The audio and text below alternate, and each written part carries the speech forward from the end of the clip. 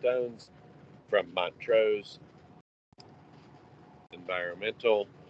If you have a question during the webinar, you can push the little chat line button on the upper right and type in the question at the end of the webinar. We'll go through the questions and answer the questions. And for disclosure, this webinar is being recorded. It will be available on 4C Conference YouTube channel. And therefore, if you're not comfortable being a part of a recorded webinar, now would be the time to drop off the webinar. The webinar will start recording 5, 4, 3, 2, 1. Okay, good morning. Welcome to the 4C Conference. Today's speaker is Brittany Tones of Montrose Environmental. We'll be talking about the multi-sector general permit renewal in the state of Texas. And with that, Brittany's been doing the stormwater work since 2006. We're very proud to have her and Montrose as a platinum sponsor at the conference. And with that, I'll turn it over to you, Brittany. Take it away. All right, great. Thank you so much, Steve, for that introduction. I definitely appreciate it. So let's go ahead and get started. Our presentation today is we're preparing your facility for the MSGP renewal here in Texas. Just wanted to give a brief agenda about what we'll be discussing today. So we're going to talk about the history of the multi-sector general permit. I'm going to call it the MSGP from here on out. The current status of where the renewal is at, the proposed changes that are in the draft permit right now, some sector-specific changes, and some tips on preparing for the renewal. And then at the end, like Steve mentioned, we'll have some time for questions and answers. All right, so let's talk just a brief overview of the MSGP and its history. So the TCEQ, or the Texas Commission on Environmental Quality, actually received authority from the EPA back in September 1998 to administer what's called the Texas Pollutant Discharge Elimination System, or TPDES. Out of that, there was a general permit for industrial stormwater discharges that was promulgated, and that's the TXR 050000, which is why I call it the MSGP, because that's quite a mouthful. This came about under provisions under Section 402 of the Clean Water Act, which is a federal regulation, and also under Chapter 26 of the Texas Water Code, which is where we get our Texas-specific regulations. All right, so what's the current status of the draft MSGP? You'll see that that's a copy of it on the right. The effective date is going to be August 14th, 2021, so we'll talk a little bit about that. So right now we're operating under the current MSGP, which was issued in 2016. Just a quick reminder, so this permit was officially promulgated back in 2001 and has been renewed every 5 years since then. So this is the 5th rendition of this permit. The initial stakeholder meeting discussing the proposed changes and all of the input that has been given from stakeholders, that was held on October 18th, 2019. I was actually in attendance at that meeting. There was a lot of really good input that was given by stakeholders at that meeting. So what TCEQ did was they actually took that input and made some clarifications in this 2021 draft permit. It was sent over to EPA back in May 15th, 2020. And lucky for us, EPA actually approved the draft MSGP on August 18th, 2020. Why does that matter? So the EPA has promulgated its own MSGP that came into effect in January 2021. And lucky for us, because the EPA approved our permit before they approved the EPA permit, all of those new stringent requirements that are in the EPA's 2021 MSGP did not get incorporated into the TCEQ one that we're looking at for the draft permit now. So I've had a lot of questions revolving around that, but because of the timing, we won't actually see those requirements until the next renewal, which will be in 2026. So the public comment period actually began on December 11th, 2020, and TCEQ actually released the proposed draft permit then and the fact sheet.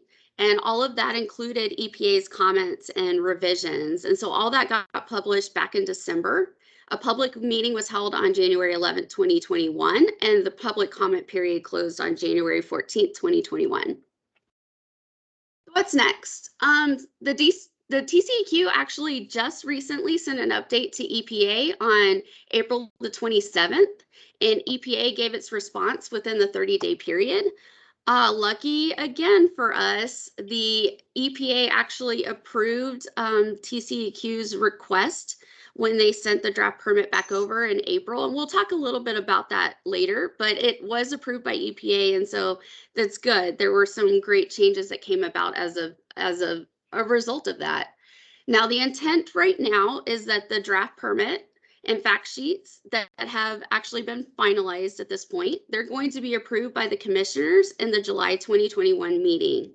And right now it is on the agenda for the commissioners meeting to be considered at the July 14th, 2021 meeting.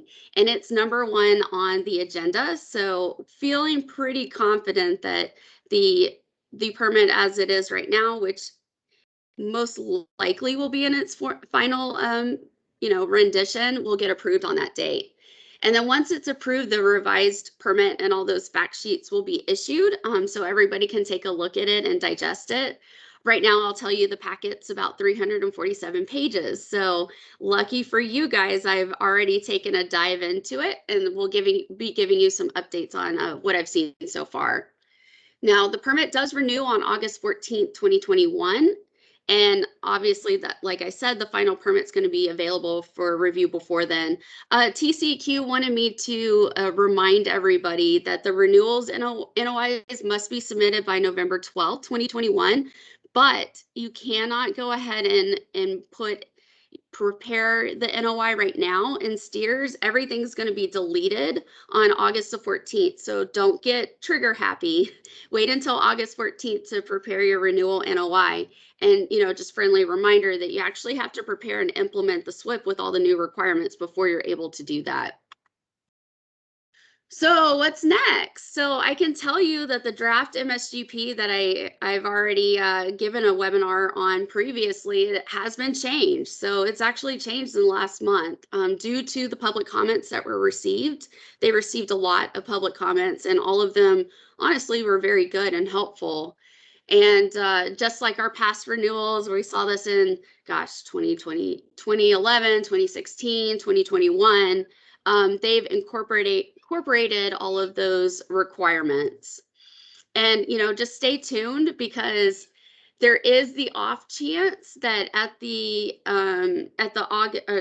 July 14th meeting, the commissioners could ask for some changes to the draft permit. That's never happened in the past, but it could. So just make sure that you're keeping tuned into what is going on. So before we talk about what has actually been proposed to be changed in the draft permit, I wanted to talk about what hasn't changed, because these are things that everybody is already familiar with. So there's going to be the preparation and implementation of a SWIP, or your Stormwater Pollution Prevention Plan. You still have to do a non-stormwater discharge evaluation, which we'll talk about. You have to still have your pollution prevention team, or your PPT. We still have to have the description of pollutant sources. Remember that there's a narrative portion in the actual SWIP itself, and there's been some changes to some of the narrative portions. So make sure when you're updating the SWIP that you're looking at those. And you're also going to have to go ahead and implement those pollution prevention measures and controls. You still have to do monitoring and reporting, but I do want to note that there's been some changes to some of those requirements and the nuances that we'll talk about. So I wanted to kind of break this up into administrative versus operational changes. So let's talk about administrative changes first. So I, for one, am super stoked that they have actually finally added in the North American Industrial Classification, or NAICS codes. We requested that back in 2016 because the SIC codes are out of date from 1987, actually.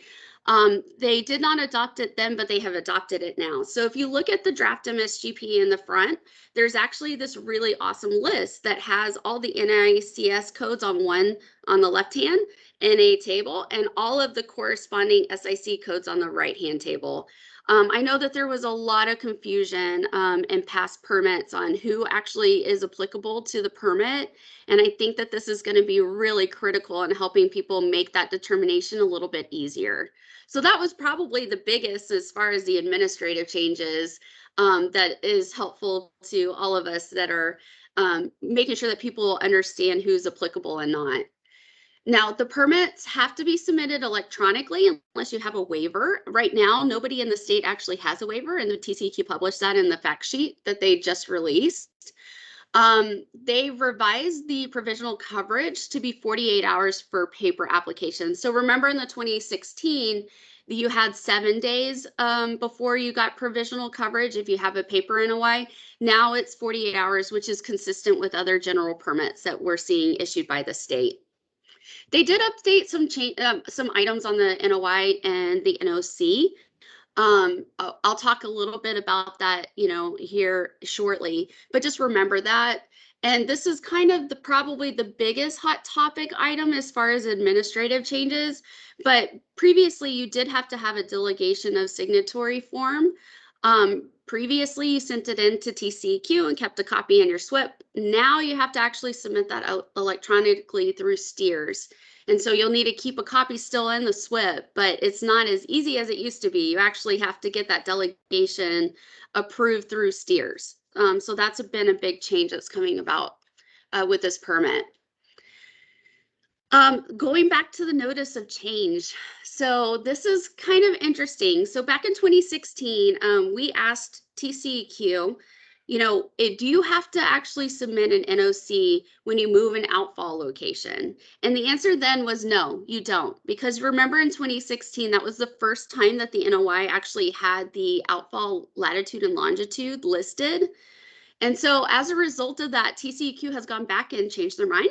And so now with this 2021 NOI, you actually have to not only do your lat and long of the outfalls like we did previously, but anytime the outfalls change, which we know happens over a 5-year period, because, if you don't have a dedicated, like a pipe that's coming out of your pond or something like that, erosion does create changes to outfalls over time and with certain storm events. So if that does end up changing, just remember now you have to submit the NOC, okay? And that hadn't been done previously. So that's going to be a change as far as operations go. You also have to submit an NOC when you stop benchmark or hazardous metals monitoring due to waivers. So remember that in permit year 1, which is going to start January 1st of 2022 and end on December 31st of 2022, and TCEQ did clarify that there's no sampling or monitoring required from August 14th until January 1st. So just heads up on that. But if you do obtain that waiver in year 1 for the hazardous metals, or the benchmark waiver in year 3, because year 1 and 2 you didn't have any exceedances, you do have to submit an NOC to the TCEQ. So that's been a change as well.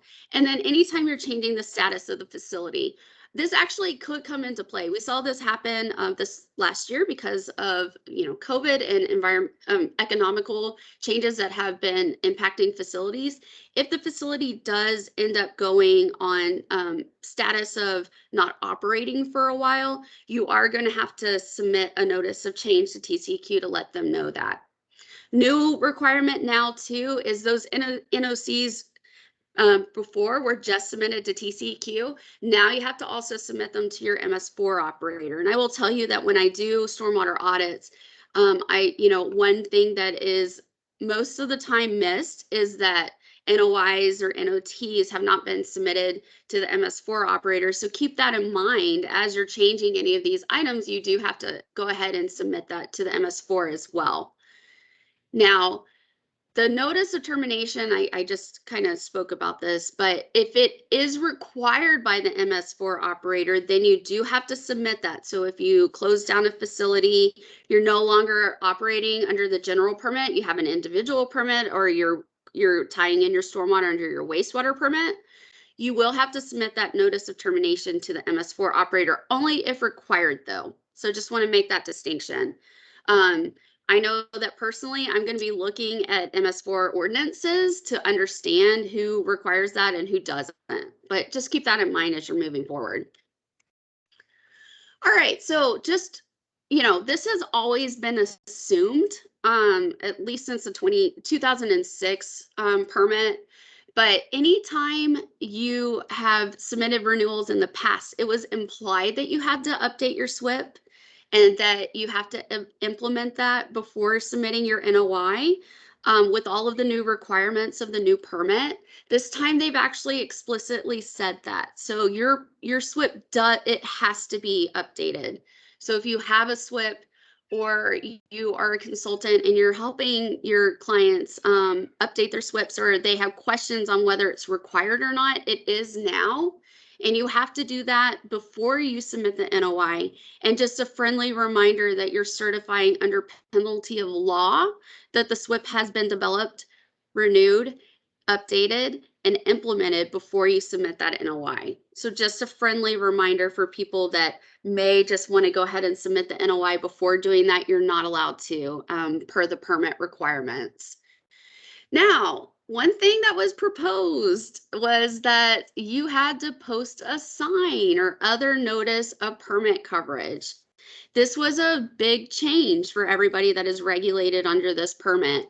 They did that because EPA requested TCEQ to add that into the draft permit to be consistent with EPA's permits that require that. And so what happened is there was a lot of public comments that came about and a lot of questions revolving around that. So that's actually why the TCEQ pushed back the permit in April 27th of 2021 back to EPA to request that they actually rescind this requirement. And great news, just found out it has been rescinded. So that was good. And another reason to remember why public comments are so crucial and critical to the TCEQ, because they were able to provide that to EPA to get that taken away. So that's a big update that's come out in the last week. Now, you also have to electronically submit your discharge monitoring reports or your DMRs, but they explicitly clarified, thank goodness, that you only have to do that when exceedances occur. So you remember in the 2016 permit, it said the same thing. They had paper DMRs at this time, but it said that you only had to submit the paper DMR if you exceeded an NEL. So TCEQ is going to continue that requirement. But if you do exceed, you do have to actually electronically submit it now. And that'll go through a TCEQ system, and more info on that because they're rolling that out right now. So stay tuned for that because that's going to be an upcoming update in the next month or two. And good news, you no longer have to also submit your results to the regional office. And the thought process behind that is TCEQ is like, well, we already have access to it electronically, so there's no reason for you to have to do a submittal separately to the region office. All right, some other changes. The drainage area site map now has to include the latitude and longitude of outfalls. So remember when I talked previously about the NOC, that if you move those locations, you're going to have to submit the NOC. Also, if you move the location of the outfalls, just remember you're going to have to update the drainage area site map at the same time. And they put in a new requirement that I thought was interesting. You also have to include large plots of lands where no industrial activity is occurring. So let me give you an example of this. Say you have a facility and it's on a property that's 14 acres. Well, let's just say the facility itself is only 10 of the 14 acres. And the other 4 acres of it is just non-regulated industrial activity. So it's either vacant land or, it may be a parking lot, what have you. Previously, we would only focus on the industrial area, but now TCEQ is actually saying they want to see the whole property. And then you just have to state that there's no industrial activity occurring in that area. Good news is TCEQ is not requiring that an outfall be added in that area, even if there is an outfall or there's multiple locations where stormwater is running off. It's still not regulated. They just want you to show it. So just a little distinction that's coming about. They've also added that, oh man, this was pretty controversial, just pointing this out, but they've added that the SWIP of facilities that are actually handling the pre-production plastic have to contain good housekeeping measures and BMPs to eliminate that plastic. There was pages of public comments that are surrounding this. And so TCEQ did give some clarification, and I actually copied and pasted this out of the fact sheet. But they did clarify what the plastic material is that's going to be regulated now, or it's going to have to be addressed as part of the narrative description of your pollutant sources. And it does include virgin and recycled plastic resin pellets, powders, flakes, powdered additives, regrind, and then this is where a lot of people are going to be affected: scrap, waste, and recycling materials. I want to point out that this does affect every sector. This is in the front part of the permit before we get into sector specific requirements. So if you have pre-production plastic or plastic that meets this definition, you are going to have to address this in the SWIP and come up with control measures and BMPs to address this as far as your facility's operations go. They also got very specific and added a requirement to sector Y, which is rubber and miscellaneous plastic products. They now have to actually put in either a containment system or a separator for plastic before stormwater runoff goes off site. So just keep that in mind if you're working with sector Y, or if you're in sector Y, that you're going to have to make some operational changes based on that.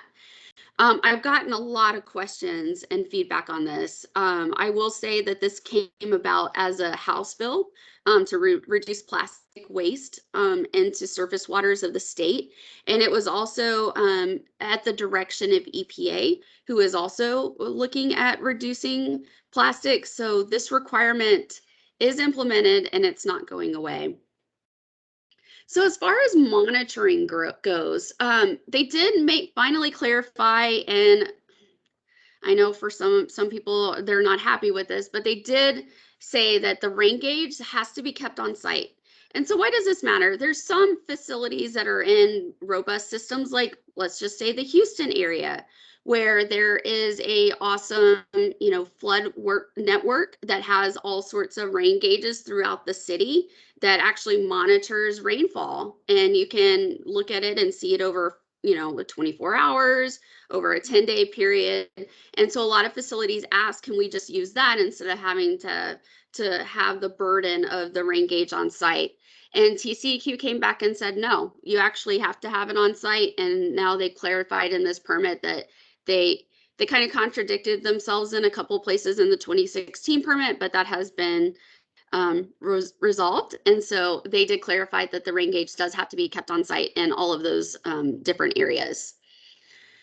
And then this was kind of assumed with the last permit, but they have clarified that now you have to have that narrative for the nature of adverse conditions. So remember, you're exempt from being required to do monitoring or sampling during adverse conditions like hail or thunderstorms or anything that would put your personal safety into play.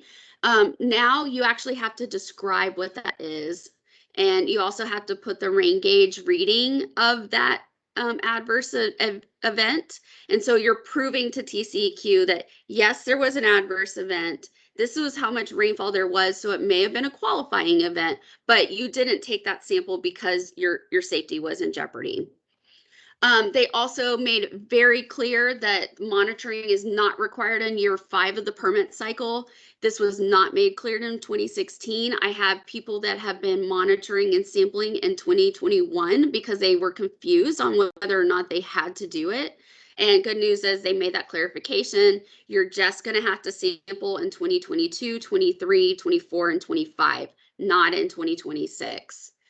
They also clarified that the results of the hazardous metals do need to be kept on site. So not only do you need to have, because we're getting away from the paper DMRs, we're actually going to include the analytical results and the SWIP, which you should have been doing previously, but they did clarify that.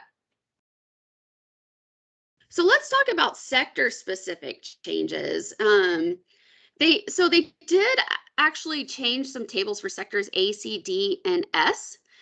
They revised the tables for the federal effluent guidelines, but I did want to note that they didn't actually change any of the limits.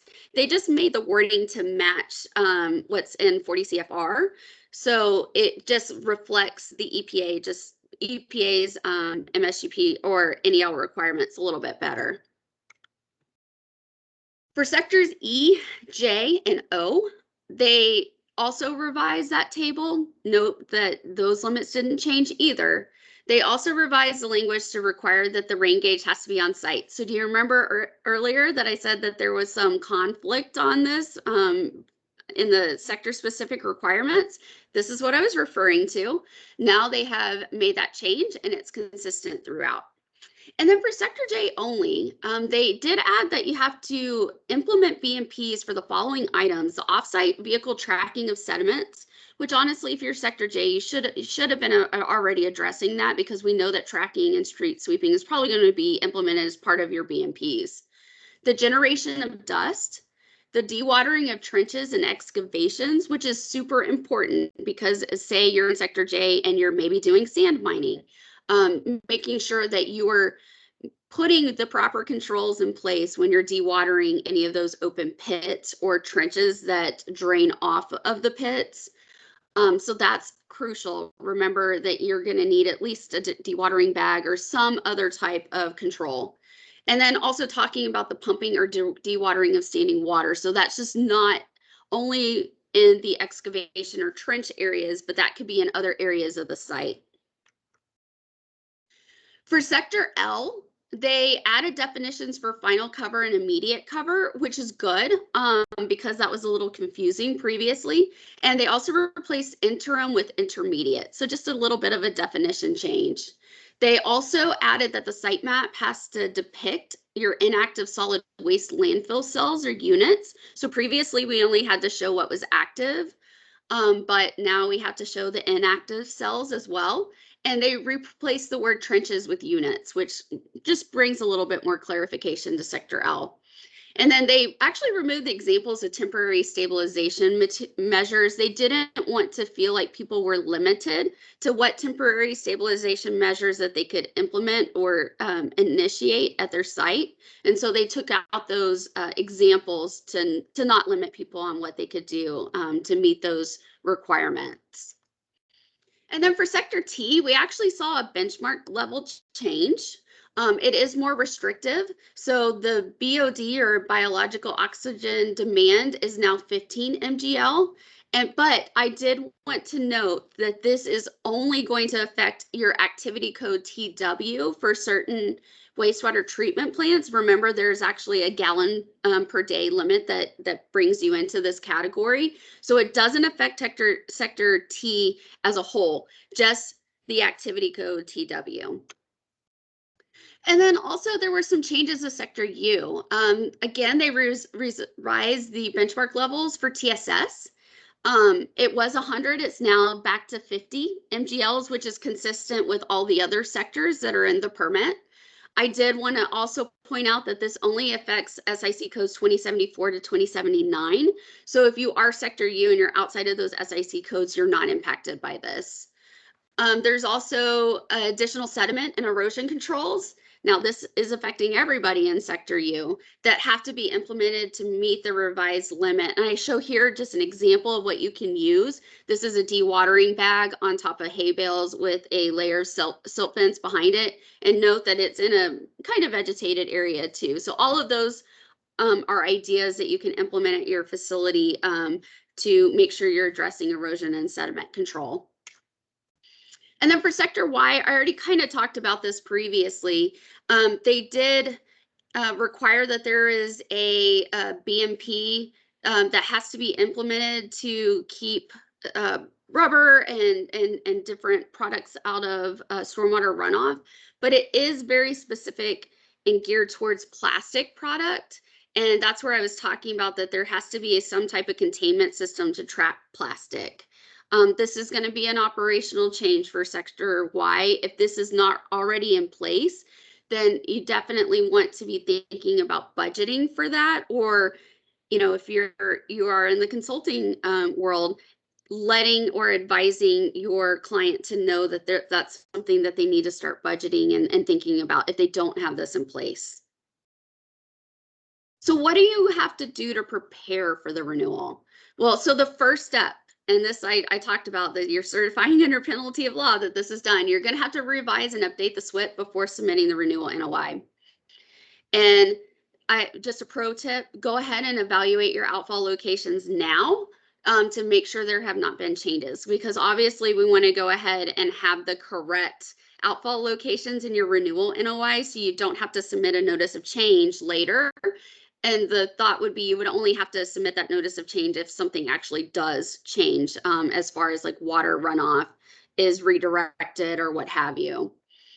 If you don't have access to steers, I would go ahead and create an account, because remember, not only is a signatory under 30544 of the Texas Administrative Code going to have to sign and certify the NOI, they're also going to have to submit delegation forms to the 305128 people that have signatory for reports, and that has to be done within steers. So not only does the steers account need to be set up for the 30544 person, but also for the 305128 person is how I understand it right now. TCEQ is still working through the kinks on what this is going to look like, so that may change. But just a heads up that if you want to get prepared in advance, you may want to go ahead and just go ahead and sign up for steers. And note that if you don't have a Texas driver's license, you're going to have to sign what's called a paper SPA or steers participation agreement and mail that into TCEQ. And so that could add, you know, a little bit of time for you to get your approval. And TCEQ asked me to point this out, that the steers delegation of signatory forms also will not be available until August 14th. So while we're saying that people should go ahead and get registered for steers, don't actually do anything in the system until August 14th. They are going to go in, and they did this in 2016, so I can tell you it's really going to happen. They're going to delete everything, and you have to start from scratch. You could go ahead and be thinking about your hazardous metals waiver. So you won't be actually sampling until January 1st of next year, but you can look at past analytical results and be thinking of which outfalls you may want to waiver out. Remember that if you do end up waivering out in permit year 1, you're going to have to submit that notice of change. And this is often, very often overlooked. Don't forget that you have to do your non-stormwater discharge certification. So not only the certification, but the evaluation as well. That has to be done within 180 days of permit submittal. So note that I didn't actually put a timeline associated with that, because the clock is going to start the day you submit your NOI. A lot of times people think that you just do that once and then you're done. But every time the permit renews, you have to do this within that 180 days. Just friendly reminder that the NOI has to be submitted between August 14th and November the 12th. And don't forget to send it to your MS4 operator. So in summary, just want to point out some major takeaways of this. Remember that the SWIP has to be updated first, and that you need to be looking at your outfall locations. Remember that you need to create a steers account and then sign the delegation of signatory reports once it's available after August 14th. And then you have to submit that renewal NOI to TCEQ and the MS4 operator by November the 12th. And now we're moving into the question and answer portion of the webinar. So let me know if you have any questions.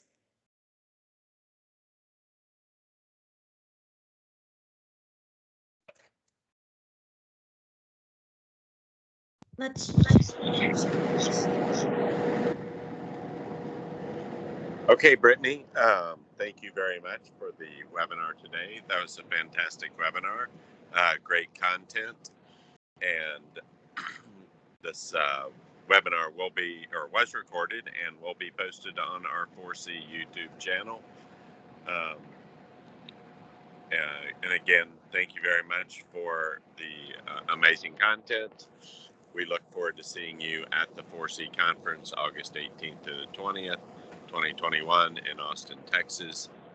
And with that, we'll conclude the webinar. And thank you very much again.